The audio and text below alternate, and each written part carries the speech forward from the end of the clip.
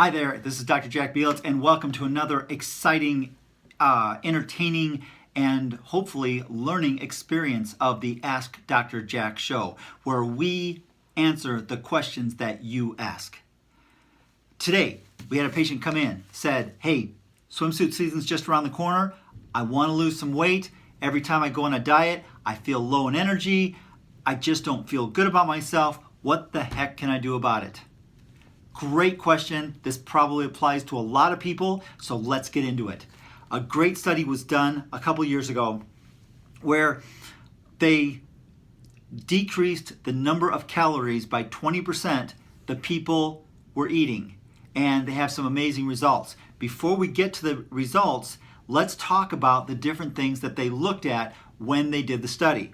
First of all, they looked at the amount of resting metabolism, and what that is the amount of energy that you burn while you're sitting there. That's a huge important thing in this country because so many people have a job that requires them to sit down where they're not doing anything. So the higher your ability to burn calories while you're sitting there, the better you're going to be health-wise.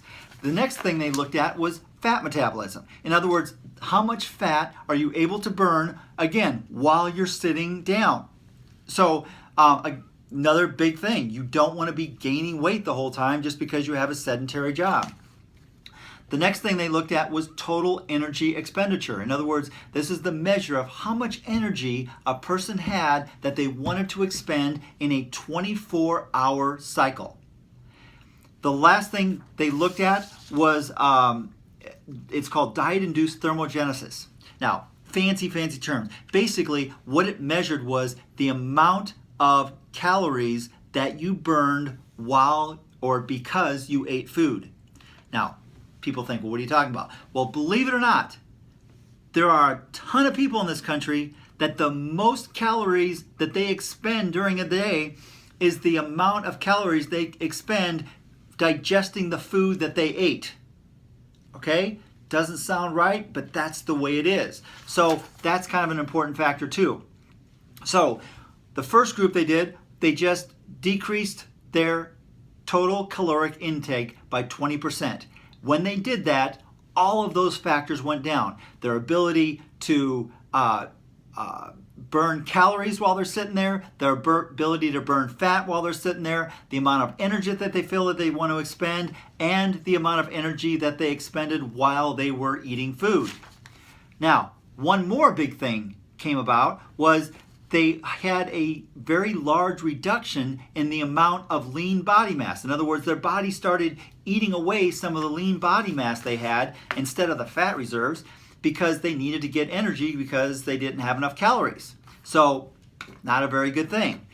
Then, here's the really cool thing. What they did was they take those same people and they kept their calorie reduction down by 20%, but what they did was they radically increased the amount of protein that they were eating. So in other words, protein became a much bigger percentage of that reduced caloric diet.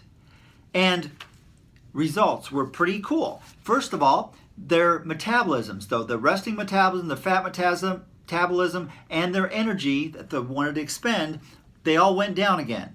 However, the amount of energy that they expended when they were eating food stayed up. Second of all, the amount of lean body mass that they lost really went down. So, by eating more protein, their body was able to use more of the protein that they were eating instead of having to go take down, it's your own body. So, if you don't want to feel miserable while you're dieting and you really want to lose some weight through diet, the trick is to make sure that protein is a goodly percentage of the calories that you are eating. And that's about it. So, I thought this was really interesting. I hope you did too. If you have any questions that you would like to ask or have the answers to, email me at drjackb, that's B-E-E for B, @gmail.com. Or call the office, 402-333-4848. Or come on in, ask your question in person. It's what a lot of people do. Really excited to bring this information to you. Hope you're having a healthy day.